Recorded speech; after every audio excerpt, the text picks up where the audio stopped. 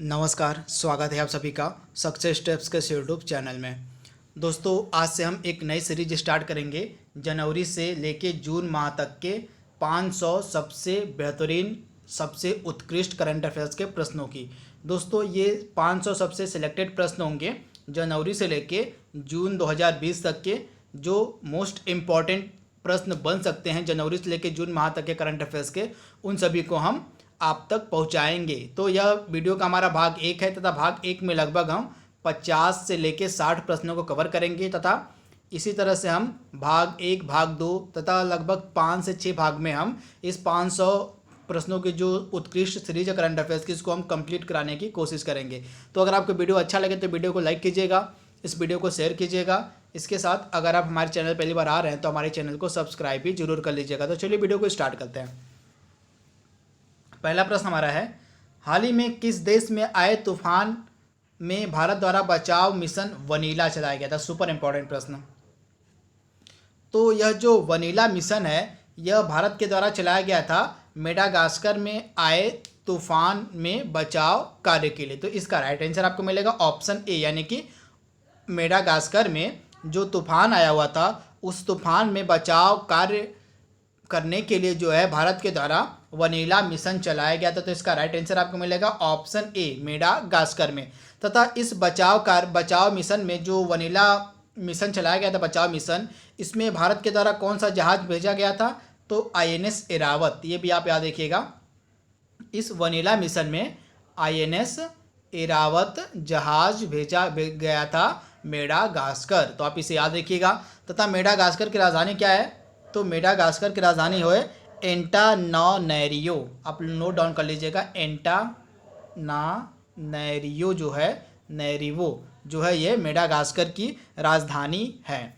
अगला प्रश्न हमारा है, अभिनंदन योजना का संबंध निम्न में से किस राज्य से? सुपर इंपॉर्टेंट प्रश्न। तो अभिनंदन योजना का संबंध निम्नलिखित में से किस राज्य से है?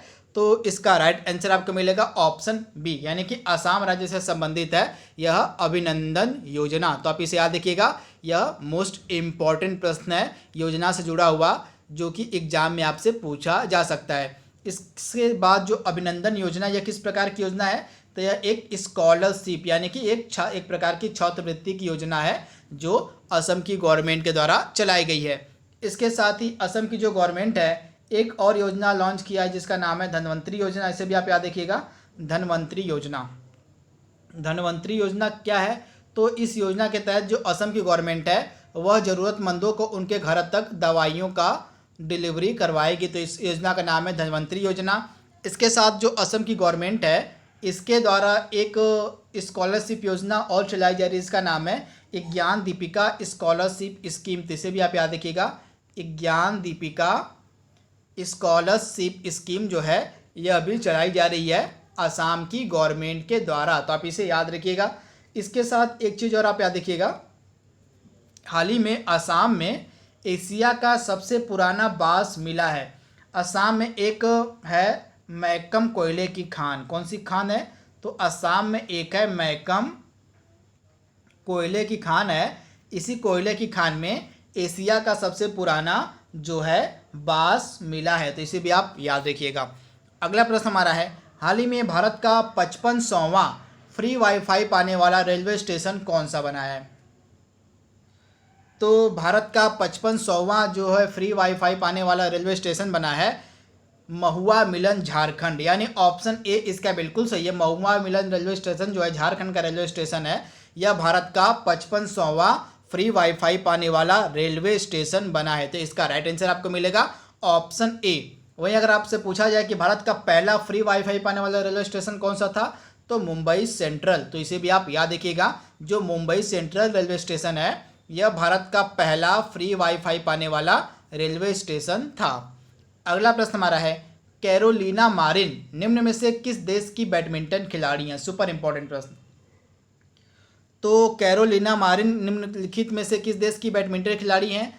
तो यह किस देश की हैं? तो यह हैं कहाँ की? तो यह हैं स्पेन की बैडमिंटन खिलाड़ी। तो इसका राइट आंसर आपको मिलेगा ऑप्शन सी, जो कैरोलिना मारिन है, यह स्पेन की बैडमिंटन खिलाड़ी हैं। तो इसका राइट आंसर आपको मिलेगा ऑप्शन सी में, इसे आप याद। अगला प्रश्न हमारा है, हाल ही में महाराष्ट्र के उप मुख्यमंत्री अजीत पवार का संबंध निम्न में से किस राजनीतिक पार्टी से है? तो आपको पता होगा महाराष्ट्र के उप मुख्यमंत्री हैं अजीत पवार, तो यह कौन सी पार्टी से हैं? तो इनकी पार्टी का नाम है राष्ट्रवादी कांग्रेस पार्टी, यानी कि एनसीपी पार्टी के हैं अजीत पवार, जो कि प्रेजेंट टाइम में महाराष्ट्र के उप मुख्यमंत्री हैं। तो आप इसे याद रखिएगा। इसके बाद महाराष्ट्र के मुख्यमंत्री कौन है? तो उद्धव ठाकरे। कौन है? तो उद्धव ठाकरे जो हैं महाराष्ट्र के मुख्यमंत्री हैं। प्रेजेंट टाइम में आप याद रखिएगा महाराष्ट्र में 3 जो है राजनीतिक पार्टियां मिलकर शासन कर रही हैं। पहली पार्टी है शिवसेना हो गई, उसके बाद भारतीय राष्ट्रीय कांग्रेस है, और उसके बाद एनसीपी। इन 3 पार्टियों के गठबंधन से जो है सरकार बनी है महाराष्ट्र में, शिवसेना के, कांग्रेस के और राष्ट्रवादी कांग्रेस पार्टी के। तो आप इसे याद रखिएगा। अगला प्रश्न हमारा है, हाल ही में गोरिल्ला पेडवा किस राज्य का 28वां जिला बना है? सुपर इंपॉर्टेंट प्रश्न। तो गोरिल्ला पेडवा जो है यह किस राज्य का 28वां जिला बना है? तो यह छत्तीसगढ़ का 28वां जिला बना है। तो ऑप्शन इसका सी बिल्कुल सही है। यह जो गोरिल्ला पेडवा है यह छत्तीसगढ़ राज्य का 28वां जिला बना है। तो आप इसे याद रखिएगा। तथा यह बिलासपुर से अलग होकर बना है। किससे अलग होकर? तो यह बिलासपुर से अलग होकर जो गोरिल्ला पेडवा है यह 28वां जिला बना है छत्तीसगढ़ का, तथा बिलासपुर जो है यहीं पे छत्तीसगढ़ का हाई कोर्ट भी है। अगला प्रश्न हमारा है, हाल ही में किस देश में पोलियो की बीमारी को 27 साल बाद देखा गया है? सुपर इंपॉर्टेंट प्रश्न। तो जो पोलियो की बीमारी है इसको 27 साल बाद किस देश में देखा गया है? तो मलेशिया में। यानी राइट आंसर आपको मिलेगा ऑप्शन ए, मलेशिया में जो है 27 साल बाद दोबारा पोलियो की बीमारी को देखा गया है। तो आप इसे याद रखिएगा। इसका राइट आंसर आपको मिलेगा ऑप्शन ए में। इसके साथ ही पोलियो की जो वैक्सीन है उसकी खोज किसने की थी? ये भी कई बार एग्जाम पूछा जाता है। तो जो पोलियो की वैक्सीन है इसकी खोज की गई थी जोनास साल्क के द्वारा। किसके द्वारा? तो जोनास साल्क के द्वारा जो है पोलियो की वैक्सीन खोजी गई थी। अगला प्रश्न हमारा है, हाल ही में किस देश में गांधीनगर आदर्श गांव बनाया गया है? तो गांधीनगर आदर्श गांव निम्नलिखित में से किस देश में बनाया गया है? तो इसका राइट आंसर है श्रीलंका में। यानी ऑप्शन डी इसका बिल्कुल सही है। श्रीलंका में भारत की मदद से जो है गांधीनगर आदर्श गांव बनाया गया है। तो इसका राइट आंसर आपको मिलेगा ऑप्शन डी, यानी कि श्रीलंका में। अगला प्रश्न हमारा है, हाल ही में जारी मानव विकास सूचकांक 2019 में कौन सा देश शीर्ष पे था? सुपर इंपॉर्टेंट प्रश्न। तो हाल ही में जो मानव विकास सूचकांक जारी किया गया है, यानी कि ह्यूमन डेवलपमेंट इंडेक्स 2019 जो जारी किया गया था, इसमें कौन सा देश शीर्ष पे था? तो नॉर्वे इसमें पहले नंबर पे था। तो यार राइट आंसर हो जाएगा, नॉर्वे इसमें पहले नंबर पे था। उसके बाद दूसरे नंबर पर स्विट्जरलैंड था, तीसरे पे आयरलैंड, चौथे पर जर्मनी और पांचवें पे हांगकांग था। तो आप इसे याद रखिएगा, नॉर्वे मानव विकास सूचकांक में पहले नंबर पे था। वहीं अगर हम भारत की बात करें तो भारत की इसमें रैंकिंग थी 129वीं। तो इसे भी आप याद रखिएगा, भारत की इसमें रैंकिंग थी मानव विकास सूचकांक में 129वीं।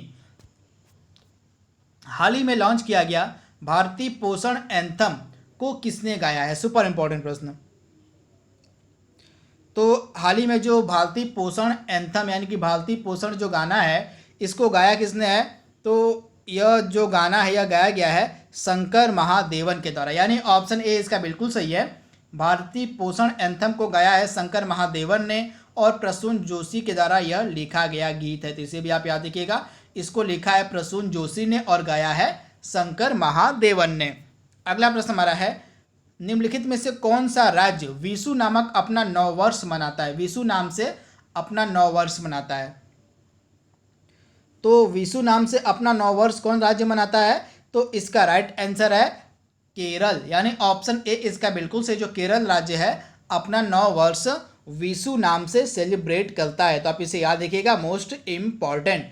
इसके साथ ही जो केरल है यह सतत विकास इंडेक्स में नंबर 1 था। इसे भी आप याद रखिएगा, जो केरल है यह सतत विकास इंडेक्स में नंबर 1 था। तो इसे भी आप याद रखिएगा। तथा यहाँ के पूर्व राज्यपाल थे हंसराज भारद्वाज। कौन थे? हंसराज भारद्वाज, जिनका हाल ही में निधन हो गया, यहाँ के पूर्व राज्यपाल थे। इसके बाद अगला इंपॉर्टेंट प्रश्न हमारा है, सुजलाम सुफलाम जल संचय अभियान का संबंध निम्नलिखित में से किस राज्य से? सुपर इंपॉर्टेंट प्रश्न। तो सुजलाम सुफलाम जल संचय अभियान का जो संबंध है यह गुजरात राज्य से है, यानी ऑप्शन सी इसका बिल्कुल सही है। हाल ही में जो गुजरात राज्य है उसने सुजलाम सुफलाम जल संचय अभियान के तीसरे संस्करण को मंजूरी दे दी, यानी कि इसके तीसरे संस्करण की जो शुरुआत है वह कर दी गई है गुजरात की गवर्नमेंट के द्वारा। तो आप इसे याद रखिएगा, मोस्ट इंपॉर्टेंट प्रश्न। इसके साथ ही जो गुजरात है आप याद रखिएगा, गुजरात न्यूज में काफ़ी था क्योंकि यहाँ पे जो है मोटेरा स्टेडियम बनाया गया, विश्व का सबसे बड़ा क्रिकेट स्टेडियम जो है मोटेरा स्टेडियम, उसकी यहीं पे स्थापना की गई है तथा इसी स्टेडियम में नमस्ते ट्रंप नामक कार्यक्रम का आयोजन किया गया था, जिसमें मुख्य अतिथि थे अमेरिका के राष्ट्रपति डोनाल्ड ट्रंप। उन्हीं के द्वारा इस स्टेडियम का जो है उद्घाटन भी किया गया था। तो आप इसे याद रखिएगा। तथा गुजरात में नर्मदा नदी के किनारे बनाया गया statue of unity, Sardar Patel की जो है प्रतिमा है स्टैचू ऑफ यूनिटी, वह भी गुजरात में ही बनाई गई है। इसके साथ गुजरात में जो है एक कंपनी अपना प्लांट लगा रही है। इस कंपनी का नाम है पाल वी। क्या नाम है इस कंपनी का? नाम है पाल वी। यह कंपनी जो है नीदरलैंड की कंपनी है। कहाँ की? तो यह कंपनी नीदरलैंड की कंपनी है तथा यह उड़ती हुई कार बनाती है। कौन सी कार? तो यह उड़ती हुई गाड़ियाँ बनाती है, उड़ती हुई कार बनाती है। पाल वी नामक कंपनी, यह नीदरलैंड की है तथा यह गुजरात में फैक्ट्री स्थापित करेगी। तो इसे आप याद रखिएगा। अगला प्रश्न हमारा है midnight in Chernobyl a untold story of the world greatest nuclear disaster पुस्तक के लेखक कौन है? सुपर इंपॉर्टेंट प्रश्न।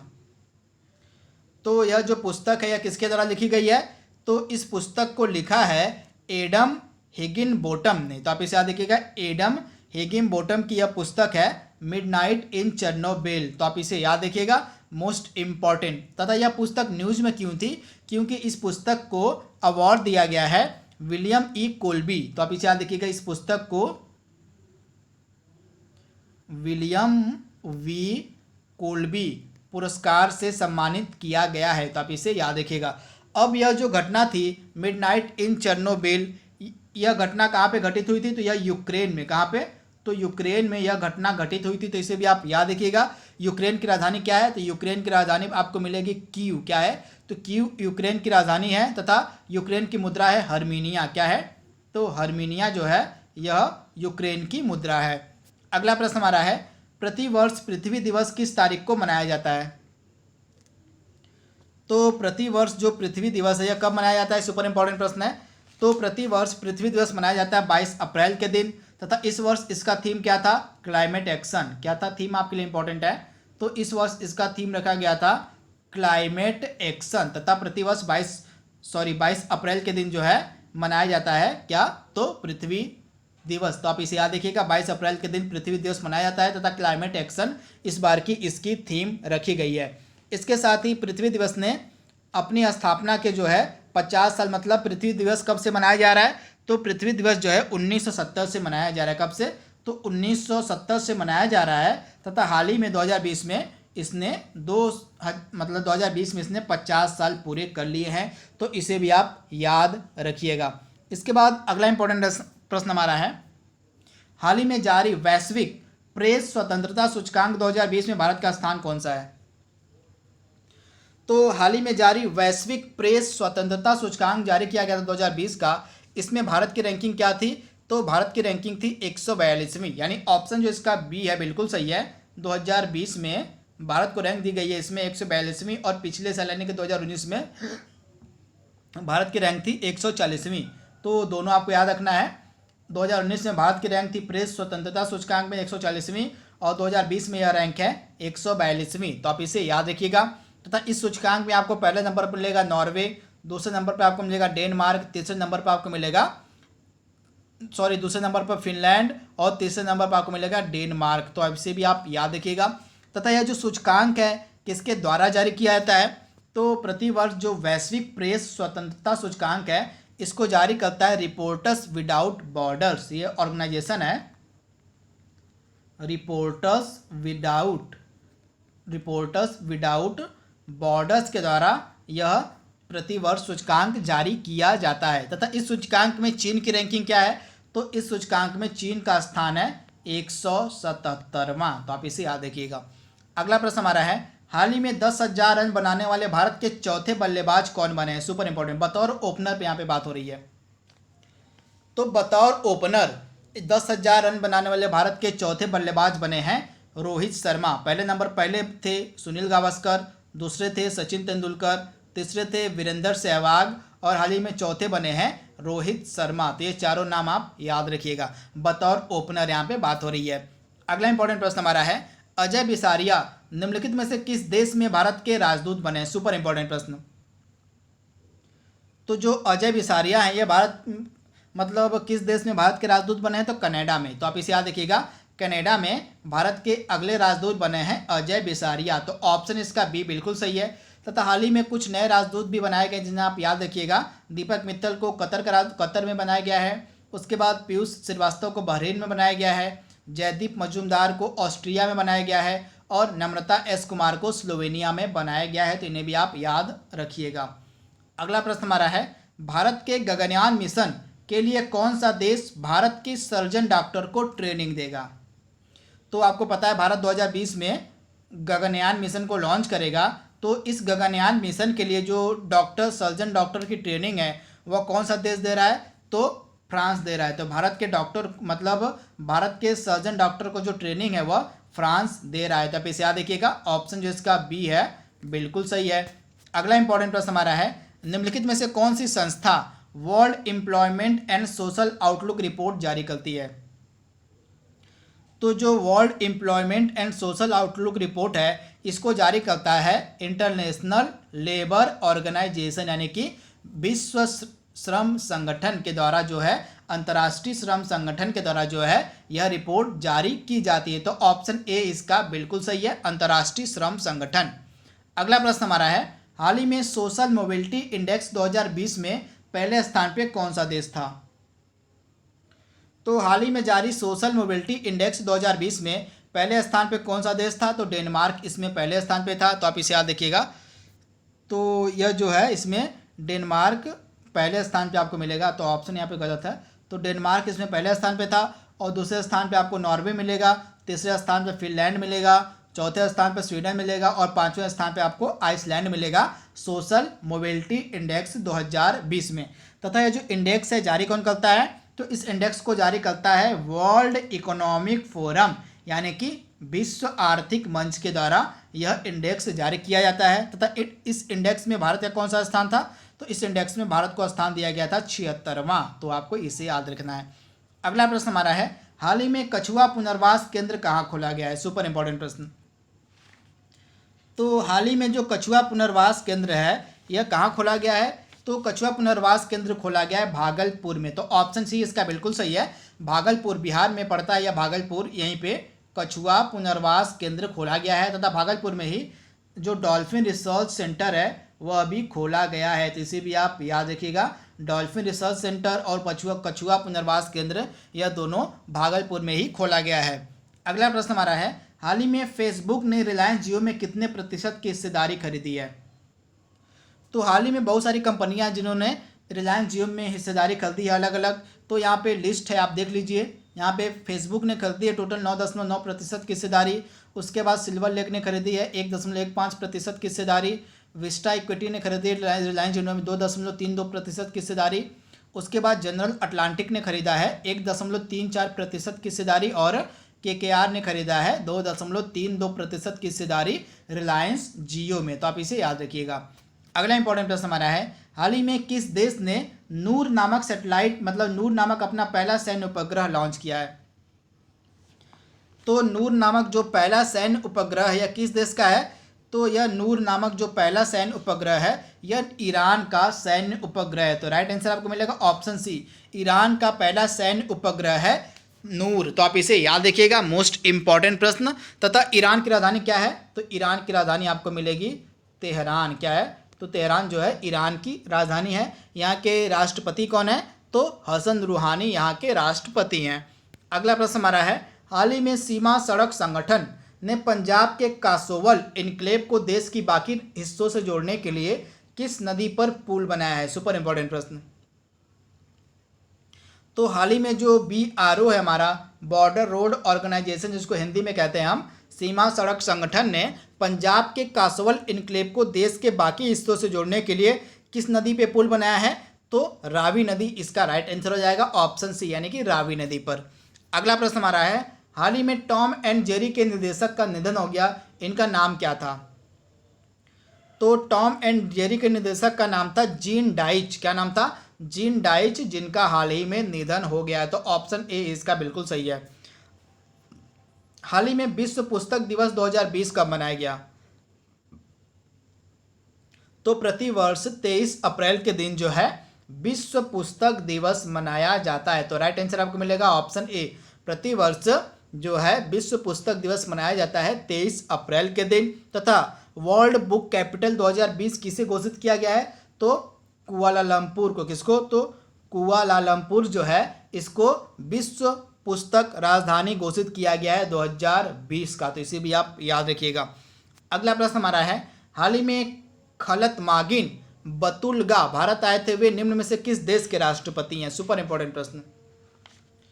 तो हाल ही में खलतमागिन बल्तुगा जो है ये भारत आए थे, तो ये किस देश के राष्ट्रपति हैं? तो ये मंगोलिया के राष्ट्रपति हैं। तो राइट आंसर आपको मिलेगा ऑप्शन सी, मंगोलिया। मंगोलिया की राजधानी क्या है? तो उलान बटोर। क्या है? तो उलान बटोर जो है यह मंगोलिया की राजधानी है। तथा मंगोलिया की मुद्रा क्या है? तो टोग रोग। क्या है? तो टोग रोग जो है यह मंगोलिया की मुद्रा है। तो आप इसे याद रखिए। अगला इंपॉर्टेंट प्रश्न हमारा है, निम्नलिखित में से किस देश में चक्री वंश का शासन चलता है? तो आप याद रखिए कि चक्री वंश मतलब न्यूज में क्यों था? क्योंकि चक्री वंश की एक महारानी थी जिनका नाम था महाचक्री सिरिंधौन। ये नाम आप याद रखिए कि इनका नाम है महाचक्री सिरिंधौन। ये भारत आई थी, इसी कारण से यह चर्चा में थी। तथा ये किस वंश की हैं? तो ये चक्री वंश से हैं। तो अब ये कहाँ की हैं? तो ये थाईलैंड की महारानी है। तो इसका राइट आंसर आपको मिलेगा ऑप्शन सी, थाईलैंड की महारानी थी। क्या नाम था इनका? महाचक्री सिरिंधौन। ये भारत आई हुई थी। तो इनका संबंध किससे है? चक्री वंश से है। तथा भारत में कहाँ आई थी? तो IMA देहरादून। कहाँ आई थी? तो IMA देहरादून ये आई हुई थी। अगला प्रश्न हमारा है, संयुक्त राष्ट्र ने गीता सबरवाल को निम्न में से किस देश में अपना अस्थायी प्रतिनिधि चुना है? तो संयुक्त राष्ट्र के द्वारा जो गीता सबरवाल हैं उनको अस्थायी प्रतिनिधि चुना गया है थाईलैंड में, यानी ऑप्शन बी इसका बिल्कुल सही है। थाईलैंड में संयुक्त राष्ट्र ने गीता सबरवाल को अपना अस्थायी प्रतिनिधि चुना है। तो ऑप्शन इसका बी बिल्कुल सही है, थाईलैंड में। अगला प्रश्न हमारा है, हाल ही में जारी ट्रांसपेरेंसी इंटरनेशनल की रिपोर्ट के अनुसार किस भारतीय राज्य का बजट सबसे पारदर्शी होता है? तो असम राज्य का जो बजट है वह सबसे पारदर्शी माना गया है ट्रांसपेरेंसी इंटरनेशनल की रिपोर्ट में। तो आप इसे याद रखिएगा, असम इसका राइट आंसर है। अगला प्रश्न हमारा है, हाल ही में हंसराज भारद्वाज का निधन हो गया है, वे निम्न में से किस राज्य के पूर्व राज्यपाल थे? तो हंसराज भारद्वाज का निधन हो गया, ये केरल के मतलब कर्नाटक और केरल इन दोनों के थे। आप याद रखिएगा, कर्नाटक और ये केरल दोनों राज्यों के पूर्व राज्यपाल थे जिनका हाल ही में निधन हो गया। तो राइट आंसर आपको मिलेगा कर्नाटक और केरल। अगला इंपॉर्टेंट प्रश्न हमारा है, राष्ट्रीय पंचायती राज दिवस कब मनाया जाता है? तो प्रतिवर्ष जो है राष्ट्रीय पंचायती राज दिवस कब मनाया जाता है? तो 24 अप्रैल के दिन जो है प्रतिवर्ष राष्ट्रीय पंचायती राज दिवस मनाया जाता है। तो राइट आंसर आपको मिलेगा ऑप्शन सी। अब 24 अप्रैल के ही दिन क्यों मनाया जाता है राष्ट्रीय पंचायती राज दिवस? तो आपको याद होगा, पंचायती राज से संबंधित हमारा जो संविधान संशोधन अधिनियम है वह है 73वां संविधान संशोधन अधिनियम। यह पारित कब किया गया था? तो यह पारित किया गया था 24 अप्रैल 1993 को। तो इसी कारण से प्रतिवर्ष 24 अप्रैल को पंचायती राज दिवस मनाया जाता है। अगला प्रश्न हमारा है, हाल ही में भारत ने निम्न में से किस देश के साथ अपने राजनयिक संबंधों के 70 साल पूरे किए हैं? तो इसका राइट आंसर आपको मिलेगा चीन के साथ। अगला प्रश्न हमारा है, निम्नलिखित में से किस उत्तर पूर्वी राज्य के द्वारा खोंगजोम दिवस मनाया जाता है? तो खोंगजोम दिवस जो है यह कौन सा स्टेट मनाता है? तो इसका राइट आंसर आपको मिलेगा ऑप्शन सी, यानी कि मणिपुर के द्वारा जो है यह खोंगजोम दिवस मनाया जाता है। क्यों मनाया जाता है? तो आपको याद होगा अंग्रेजों और मणिपुर लोगों के बीच एक युद्ध हुआ था 1891 में। कब हुआ था? तो 1891 में मणिपुर और अंग्रेजों के मध्य एक युद्ध हुआ था। उसी युद्ध को याद करते हुए जो है मणिपुर जो स्टेट है वह खोंगजोम दिवस मनाता है। तो आप इसे याद रखिएगा, मोस्ट इंपॉर्टेंट। अगला प्रश्न हमारा है, ऑस्ट्रेलियन ओपन 2020 महिला एकल का खिताब किसने जीता है? तो ऑस्ट्रेलियन ओपन मतलब महिला एकल का जो खिताब है वो जीता है सोफिया केनिन ने। तो इसका राइट आंसर आपको मिलेगा ऑप्शन ए, सोफिया केनिन ने जो है ऑस्ट्रेलियन ओपन 2020 महिला एकल का खिताब अपने नाम किया। तो ऑप्शन ए इसका बिल्कुल सही, सोफिया केनिन। अगला प्रश्न हमारा है, इसके साथ ऑस्ट्रेलियन जो ओपन था इसके विजेताओं की सूची यहाँ पे मैंने लिखी हुई है। आप देख रहे हैं men single, women's, mix double, पुरुषों का डबल्स, महिला डबल्स। मेन सिंगल की अगर हम बात करें तो जीता था ऑस्ट्रेलियन ओपन नोवाक जोकोविच जो कि सर्बिया के हैं, किसको हराकर? तो डोमिनिक थिएम को हराकर, जो कि ऑस्ट्रेलिया के हैं। उसके बाद वीमेन सिंगल में सोफिया केनिन ने जीता था, ये अमेरिका के रहने वाली हैं। किसको हराया था? तो गरबाइन मुगुरुजुआ को, स्पेन की। तो इसी तरह से इन विजेताओं का नाम आप देख लीजिएगा, ये ऑस्ट्रेलियन ओपन के विजेता हैं। अगला प्रश्न हमारा है, हाल ही में मूक नायक अखबार ने 2020 में कितने साल पूरे किए हैं? तो मूक नायक अखबार जो है शुरू किया गया था डॉक्टर भीमराव अंबेडकर के द्वारा, तथा हाल ही में 2020 में इसने अपने स्थापना के 100 वर्ष पूरे कर लिए। तो राइट आंसर आपको मिलेगा ऑप्शन सी, 100 वर्ष। अगला प्रश्न हमारा है, निम्नलिखित में से किस देश के द्वारा प्रतिवर्ष 21 पुस्तक मेला का आयोजन किया जाता है? सुपर इंपॉर्टेंट प्रश्न। तो जो 21 पुस्तक मेला है इसका आयोजन किया जाता है प्रतिवर्ष बांग्लादेश के द्वारा। तो राइट आंसर आपको मिलेगा ऑप्शन डी, बांग्लादेश के द्वारा। तथा बांग्लादेश में है, बांग्लादेश की राजधानी ढाका में आपको मिलेगा बिम्स्टेक का हेडक्वार्टर। किसका? तो बिम्स्टेक का जो हेडक्वार्टर आपको मिलेगा बांग्लादेश की राजधानी ढाका में। बांग्लादेश की करेंसी का नाम है टका। क्या है? टका। अगला प्रश्न हमारा है, निम्नलिखित में से किस जगह काला घोड़ा नामक प्रसिद्ध त्यौहार मनाया जाता है? तो काला घोड़ा नामक जो प्रसिद्ध त्यौहार है यह कहाँ का है? तो मुंबई का यह प्रसिद्ध त्यौहार है काला घोड़ा। काला घोड़ा जो फेस्टिवल है यह कहाँ का प्रसिद्ध त्यौहार है? तो यह एक प्रकार का आर्ट फेस्टिवल है। कहाँ का? मुंबई का। अगला इंपॉर्टेंट प्रश्न हमारा है, गांधीज हिंदुइज्म एंड जिन्नाज इस्लाम, इस पुस्तक को किसने लिखा है? तो एमजे अकबर ने। किसने? तो एमजे अकबर के द्वारा यह पुस्तक लिखी गई है। काफ़ी प्रसिद्ध पुस्तक थी, कई बार एग्जाम में पूछी भी गई है। अगला प्रश्न हमारा है, हाल ही में विश्व मलेरिया दिवस 2020 कब मनाया गया? तो जो विश्व मलेरिया दिवस है यह प्रतिवर्ष कब मनाया जाता है? तो प्रतिवर्ष 25 अप्रैल के दिन जो है विश्व मलेरिया दिवस मनाया जाता है। तो आप इसे याद रखिएगा, ऑप्शन बी इसका बिल्कुल सही है। तथा इसकी थीम क्या थी? Zero malaria start with me. Theme आपके लिए इंपॉर्टेंट है, zero malaria start with me, इस बार की थीम थी मलेरिया दिवस की। इसके साथ आप याद रखिएगा, इंडियन गवर्नमेंट का टारगेट है 2030 तक भारत को मलेरिया मुक्त बनाने का। जो भारत की गवर्नमेंट है उसका टारगेट है 2030 तक भारत को मलेरिया मुक्त करने का। तथा हाल ही में 2 देश थे, अल्जीरिया, आप याद रखिएगा, अल्जीरिया और एक देश था जिसका नाम है अर्जेंटीना, ये दोनों मलेरिया मुक्त हो गए हैं। तो ये 2 देश भी आप याद रखिएगा, अल्जीरिया और अर्जेंटीना हाल ही में मलेरिया मुक्त घोषित किए गए। अगला प्रश्न हमारा है, हबल टेलीस्कोप की 30वीं वर्षगांठ हाल ही में मनाई गई है। यह निम्न में से किस अंतरिक्ष एजेंसी का टेलीस्कोप है? तो जो हबल टेलीस्कोप है इसकी हाल ही में 30वीं वर्षगांठ मनाई गई है 24 अप्रैल के दिन। तथा यह किस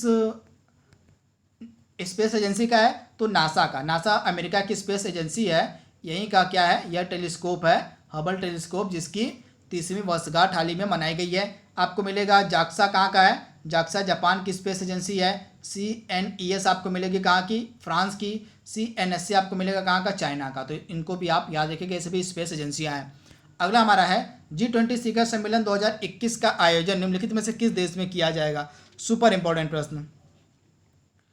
तो जो है G20 शिखर सम्मेलन 2021 का जो आयोजन है किया जाएगा कहाँ पे? इटली में। तो आप इसे याद रखिएगा, इटली में जो है G20 शिखर सम्मेलन 2021 का आयोजन किया जाएगा। और भारत में 2022 में किया जाएगा और 2020 का सऊदी अरब में। तो तीनों आपको याद रखना है। 2020 का जो G20 शिखर सम्मेलन उसका आयोजन किया जाएगा सऊदी अरब में। 2021 का आपका किया जाएगा इटली में। और 2022 का आपका किया जाएगा भारत में।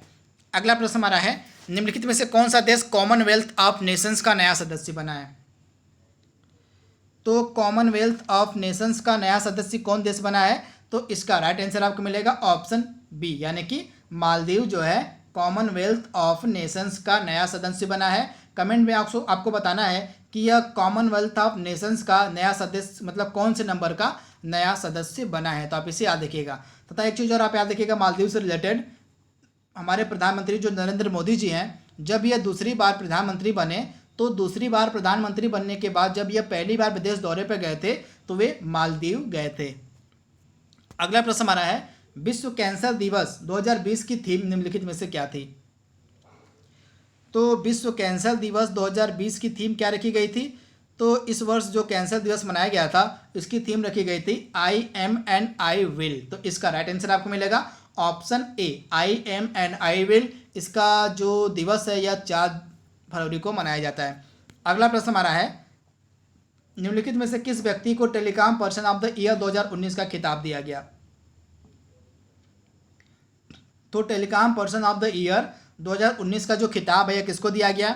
तो ट्राई यानी कि टेलीकॉम रेगुलेटरी ऑफ इंडिया के चेयरमैन है, इनका नाम है राम सेवक शर्मा, इन्हीं को दिया गया था telecom person of the year 2019 का खिताब। तो राइट आंसर आपको मिलेगा ऑप्शन सी। अगला प्रश्न हमारा है, निम्नलिखित में से किस सोशल नेटवर्किंग साइट के द्वारा मैसेंजर रूम नामक ग्रुप वीडियो चैट एप्लीकेशन को लॉन्च किया गया? तो यह जो ग्रुप वीडियो चैट एप्लीकेशन है मैसेंजर रूम, इसको लॉन्च किया है फेसबुक ने, यानी राइट आंसर आपको मिलेगा ऑप्शन सी, फेसबुक के द्वारा यह एप्लीकेशन लॉन्च की गई है। अगला प्रश्न हमारा है, निम्नलिखित में से किस राज्य की सरकार की योजना का नाम है जीवन शक्ति योजना? ये 2 योजनाएं हैं, जीवन शक्ति योजना और एक है जीवन अमृत योजना। तो जीवन शक्ति योजना सबसे पहले जानिए क्या है। तो इसके तहत जो महिलाएं हैं, मध्य प्रदेश राज्य की जो गरीब महिलाएं हैं वे अपने घर पे मास्क बनाएगी तथा मध्य प्रदेश की गवर्नमेंट प्रति मास्क 11 रुपये इन महिलाओं को देगी। मतलब 11 रुपये प्रति मास्क की दर से जो है गवर्नमेंट इन मास्क को खरीदेगी इन गरीब महिलाओं से। तो यह हो गई जीवन शक्ति योजना। अब जीवन अमृत योजना क्या है? तो जीवन अमृत योजना के तहत जो मध्य प्रदेश की गवर्नमेंट है वह एक चूर्ण बांटेगी। चूर्ण जो होगा एक प्रकार का त्रिकूट चूर्ण बांटेगी जो मध्य प्रदेश की गवर्नमेंट है। यह जो चूर्ण है वह गरीब लोगों को बांटा जाएगा उनकी इम्यूनिटी सिस्टम को बढ़ाने के लिए। तो आप इसे याद रखिएगा। तो इसका राइट आंसर मिलेगा आपको ऑप्शन ए, मध्य प्रदेश की गवर्नमेंट के द्वारा ये दोनों योजनाएं चलाई गई हैं, जीवन अमृत योजना और जीवन शक्ति योजना। अगला प्रश्न हमारा है, निम्नलिखित में से किस देश के द्वारा कोड़े मारने की सजा को प्रतिबंधित कर दिया गया है? तो कोड़े मारने की जो सजा है यह प्रतिबंधित कर दिया है सऊदी अरब ने। तो राइट आंसर आपको मिलेगा ऑप्शन बी, सऊदी अरब। सऊदी अरब की राजधानी क्या है? रियाद। क्या है? रियाद सऊदी अरब की राजधानी है। मुद्रा क्या है? तो यहाँ की मुद्रा है रियाल। अगला प्रश्न हमारा है, पैसिफिक आइसलैंड समिट 2021 का आयोजन निम्नलिखित में से कहाँ किया जाएगा? सुपर इंपॉर्टेंट प्रश्न। तो जो पैसिफिक आइसलैंड समिट है इसका आयोजन कहाँ पे किया जाएगा? तो जापान में। तो राइट आंसर आपको मिलेगा ऑप्शन ए, जापान में जो है पैसिफिक आइसलैंड समिट 2021 का आयोजन किया जाएगा। तो राइट आंसर आपको मिलेगा ऑप्शन ए। तो दोस्तों यहाँ पे हमने 500 सबसे बेहतरीन प्रश्नों की सीरीज के भाग 1 को हमने कवर कर लिया है। आई होप आपको वीडियो पसंद आया होगा। Thank you, thanks for watching, thank you.